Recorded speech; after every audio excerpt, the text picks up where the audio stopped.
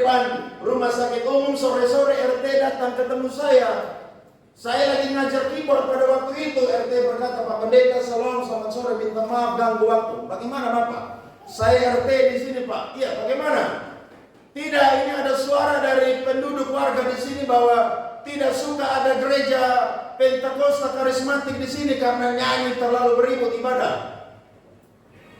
Maka Tuhan beri hikmat kepada saya tanya, kalau pesta di sini sampai pagi, Pak RT tahu atau tidak? Pak RT bilang, Bapak gimana? Saya hanya bawa suara aja. Maka saya berkata, oke, sore saya akan ketemu Bapak dan warga di sini atau tua-tua di sini yang titip suara di Bapak. Saya akan ketemu dan saya akan bicara. Saya udah jadi pendeta, toh kalau belum jadi pendeta pasti saya takut. Tapi kalau udah jadi pendeta, saudara, setan aja saya nggak takut, apalagi lu anak buahnya setan. Saya hantam, begitu. Akhirnya saya bilang, sore saya ketemu Pak RT dan warga-warga di sini. Pak RT bilang, baik, terima kasih, saya akan sampaikan Pak Pendeta. Tapi saya pulang, saudara-saudara, Tuhan bilang dengan saya waktu di motor, Tuhan berkata, tak usah ketemu mereka tidak penting. Kamu pulang, doa puasa 10 hari, saya kasih kamu tempat yang baru. Telinga kita, kalau bergaul karib dengan Tuhan, Tuhan akan berbicara dengan saya dan juga. Maka saya pulang, saudara, saya tidak ketemu mereka di situ. Mereka tunggu-tunggu saya sampai hari ini tidak pernah berbicara dengan saya.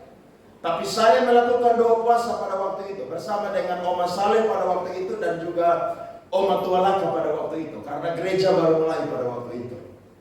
Puasa hari pertama, hari kedua, hari ketiga tidak tahu dapat tempat, saudara. Aduh, bagaimana Tuhan tolong.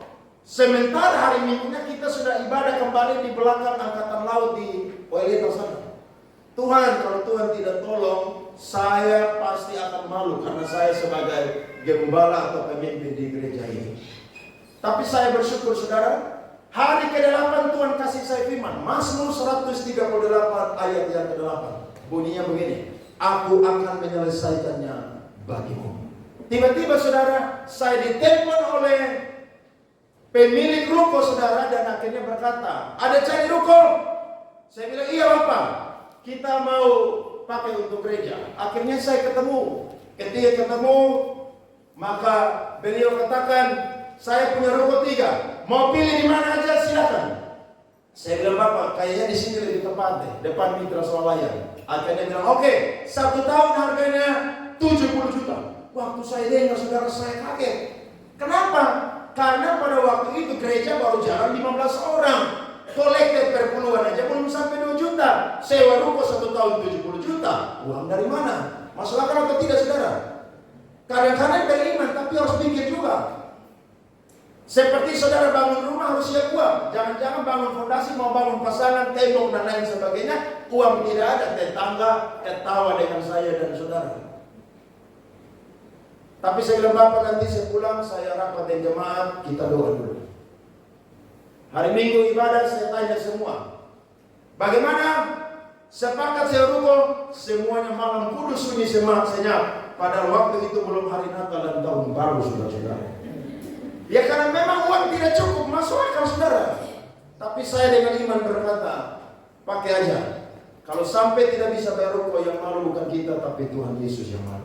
Senin saya ketemu dengan Melisa berkata, Bapak kasih kurang bisa 50 juta. Kami bayar cicil 1 tahun 4 kali. Dia bilang, oke, untuk gereja dia kasih. Akhirnya kita pakai lagi tempat itu, saudara. Gereja di situ, saudara. Ketika sewa masuk bulan ke-6, saudara, uang tidak ada. Beliau udah telepon saya, saudara, kurang lebih sudah 2 bulan. Saya tidak angkat handphone. Kan tidak mungkin dia cari saya hari Minggu di gereja, kan? Kalau dia cari pasti saya khotbah firman Tuhan supaya dia jangan minta uang pasti. Loh iya dong, tekniknya kan harus begitu. Jadi pendeta harus situasional. Akhirnya, saudara, saya tidak jawab telepon. Tapi akhirnya ada nomor telepon baru yang telepon saya. Saya pikir orang telepon untuk minta khotbah begitu. Jadi saya bilang, Shalom. Langsung berkata, Pak Pendeta, Bapak ada tanya, kapan antar uang? Karena sudah telat 2 bulan lebih. Dengan iman saya berkata, Senin saya akan Itu orang telepon hari Kamis, saudara. Saya bilang Senin antar uang. Padahal uang tidak ada. Saya sendiri waktu itu jadi pendeta aja tidak ambil uang gereja Rp1 pun juga. Tidak ada. Karena saya tahu gereja masih sangat butuh uang. Akhirnya saudara-saudara, hari Jumat pagi saya khotbah di kantor wali kota. Pagi-pagi telepon saya, teman saya telepon saya. Pagi, pada kota apa? Saya mau pergi khotbah di kantor wali kota nih. Oke, pulang khotbah sebentar mampir di kantor saya. Saya mau kasih perpuluhan buat gereja. Saya bilang, loh, selama ini kamu tidak kasih perpuluhan buat gereja? Tidak, hanya Tuhan tahu untuk kasih kamu deh. Oke, saya habis khotbah dari kantor wali kota. Saya menuju kantor dia, saudara. Dia berkata, ini perpuluhan saya. 6 bulan saya belum kasih perpuluhan. Jadi 6 bulan perpuluhan saya diberikan untuk GBI Kupang Presenter. Saya bilang terima kasih, saya doa buat dia, saya pulang, Tuhan memberkati. Ketika dalam perjalanan pulang, saudara-saudara, telepon saya bunyi lagi handphone.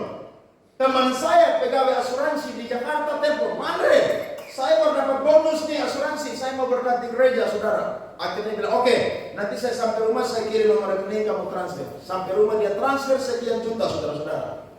Saya bilang Tuhan memberkati ya.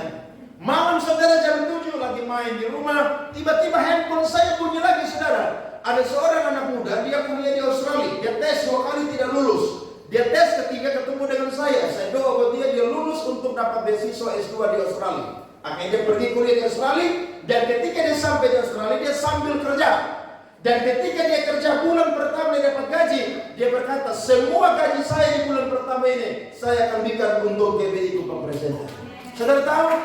Dia transfer itu nama uang semua kurang lebih sekitar 15 juta. Dan saya ingat betul, di hari itu, hari Jumat, saya dapat uang kurang lebih 22 juta. Berikan tepuk tangan kepada Tuhan. Hari Senin saya dibayar, saudara, lunas, saudara-saudara. Waduh, saya tidak bisa tidur, saudara-saudara.